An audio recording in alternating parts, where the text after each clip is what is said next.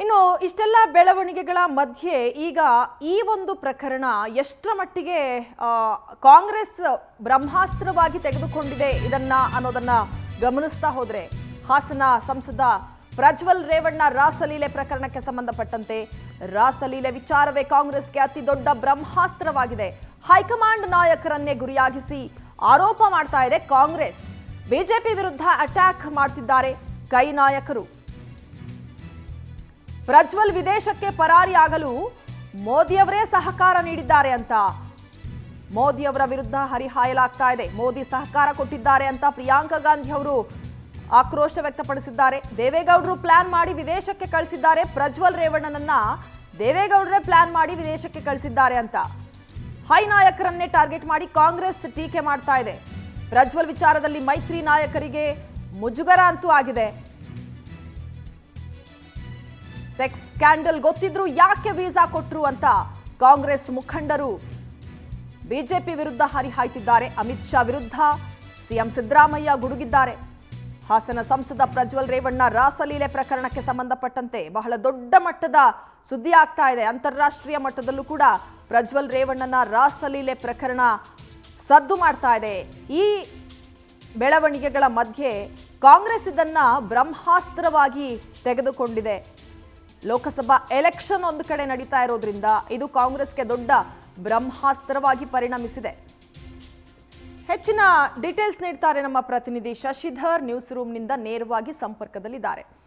ಶಶಿಧರ್, ಸಾಮಾನ್ಯವಾಗಿ ಒಂದು ಘಟನೆ ನಡೀತು ಅಂತಂದ್ರೆ ಅದು ರಾಜಕೀಯ ತಿರುವು ಪಡೆದುಕೊಳ್ಳುತ್ತೆ. ಇನ್ನು ರಾಜಕೀಯ ನಾಯಕರು, ಅದರಲ್ಲೂ ಒಂದು ದೊಡ್ಡ ಮಟ್ಟದಲ್ಲಿ ಪ್ರಭಾವಿ ಕುಟುಂಬದ ಒಂದು ಕುಡಿ ಈ ಮಟ್ಟಕ್ಕೆ ಒಂದು ಪ್ರಕರಣದಲ್ಲಿ ಸಿಲುಕು ಹಾಕೊಳ್ತಾನೆ ಅಂತಂದಾಗ ಅದು ದೊಡ್ಡ ಮಟ್ಟದಲ್ಲೇ ರಾಜಕೀಯವಾಗಿ ಅದು ತಿರುವು ಪಡೆದುಕೊಳ್ಳುತ್ತೆ ಅಂತ.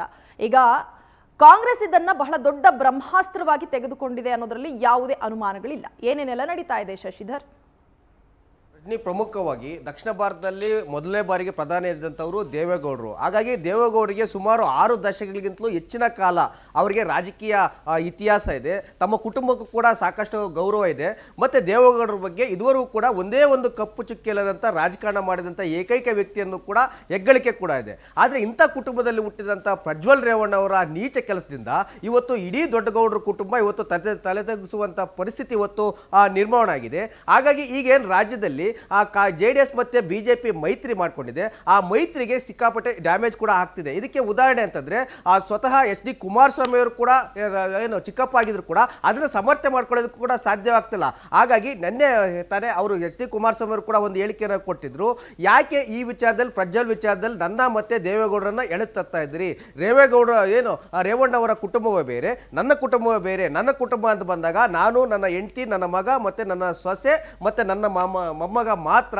ಇನ್ನೇನಿದ್ರು ಕೂಡ ರೇವಣ್ಣ ಏನಿದ್ರು ಕೂಡ ಆ ರೇವಣ್ಣರ ಕುಟುಂಬವೇ ಬೇರೆ, ಪ್ರಜ್ವಲ್ದ ಏನಿದ್ರು ಕೂಡ ರೇವಣ್ಣವರೇ ನೋಡ್ಕೊಳ್ತಾರೆ. ಹಾಗಾಗಿ ಅವ್ರ ಕುಟುಂಬ ಬೇರೆ, ನಮ್ಮ ಕುಟುಂಬ ಬೇರೆ.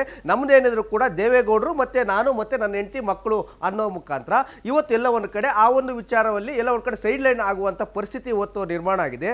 ಇನ್ನು ಇಷ್ಟು ದಿವಸ JDS ಮತ್ತೆ ಬಿಜೆಪಿ ಮೈತ್ರಿ ಅಂತ ಹೇಳ್ತಿದ್ರು. ಯಾವ ಮಟ್ಟಿಗೆ ಇಕ್ಕಟ್ಟಿಗೆ ಸಿಲುಕಿದೆ ಅಂದರೆ ನಿನ್ನೆ ಇನ್ನು ವಿಪಕ್ಷ ನಾಯಕ ಅಂತ ಅಶೋಕ್ ಅವರು ಕೂಡ ಒಂದು ಸುದ್ದಿಗೋಷ್ಠಿ ನಡೆಸಿ ಒಂದು ಹೇಳಿಕೆಯನ್ನು ಕೊಟ್ಟಿದ್ರು. ನಮಗೂ ಪ್ರಜ್ವಲ್ಗೂ ಯಾವುದೇ ಕಾರಣಕ್ಕೂ ಕೂಡ ಸಂಬಂಧವಿಲ್ಲ. ಪ್ರಜ್ವಲ್ ಅವರನ್ನ ಕಳೆದ ಚುನಾವಣೆಯಲ್ಲಿ ಗೆಲ್ಲಿಸಿದೆ ಕಾಂಗ್ರೆಸ್ನವರು. ಹಾಗಾಗಿ ಏನೇ ಇದ್ರೂ ಕೂಡ ಕಾಂಗ್ರೆಸ್ನವರನ್ನ ಕೇಳಿ ಬಿಜೆಪಿಗೂ ಇದಕ್ಕೂ ಸಂಬಂಧವಿಲ್ಲ.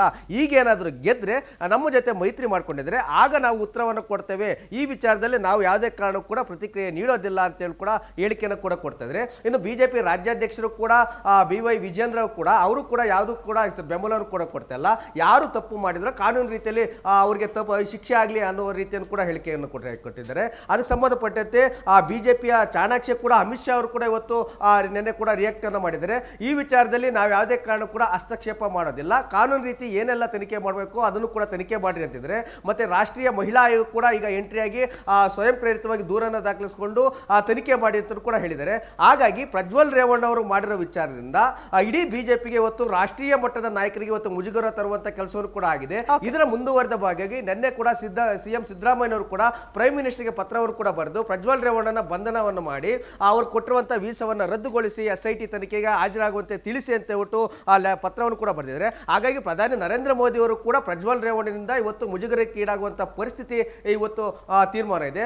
ಇದೇ ವಿಚಾರಕ್ಕಾಗಿ ಈ ಒಂದು ಸೂಕ್ಷ್ಮ ವಿಚಾರ ಆಗಿರೋದ್ರಿಂದ ಕಾಂಗ್ರೆಸ್ನ ನಾಯಕರು ಯಾವುದೇ ಕಾರಣಕ್ಕೂ ಕೂಡ ಪ್ರಜ್ವಲ್ ವಿರುದ್ಧ ಹೇಳಿಕೆಯನ್ನು ಕೊಡಬೇಕಾದ್ರೆ ಸೂಕ್ಷ್ಮವಾಗಿ ಕೊಡಿ, ಯಾವುದೇ ಕಾರಣಕ್ಕೂ ಕೂಡ ರಿಯಾಕ್ಟ್ ಅನ್ನ ಮಾಡಕ್ಕೆ ಹೋಗ್ಬೇಡ್ರಿ. ಇದು ಆಂತರಿಕ ವಿಚಾರವಾಗಿರೋದ್ರಿಂದ ನೀವು ಜಾಗೃತಿಯಿಂದ ಎಚ್ಚರಿಕೆಯಿಂದ ವಹಿಸಿ, ಯಾರು ಕೂಡ ಅದ್ರ ಬಗ್ಗೆ ರಿಯಾಕ್ಟ್ ಮಾಡಕ್ಕೆ ಹೋಗಬೇಡಿ. ಏನಾದರೂ ಕೂಡ ಬಿಜೆಪಿಗರೇ ಉತ್ತರವನ್ನು ಕೊಡಲಿ ಅಂತ ಹೇಳ್ಬಿಟ್ಟು ಕಾಂಗ್ರೆಸ್ನವರು ಕೂಡ ಇವತ್ತು ಜಾಣ ನಡೆ ಕೊಡಿದ್ದಾರೆ. ಹಾಗಾಗಿ ಪ್ರಜ್ವಲ್ ವಿಚಾರ ಇವತ್ತು ರಾಜಕೀಯ ತೀರ್ವನ್ನು ಪಡೆದಿದೆ. ರಜನಿ, ಥ್ಯಾಂಕ್ ಯು ಶಶಿಧರ್ ಮಾಹಿತಿಗೆ.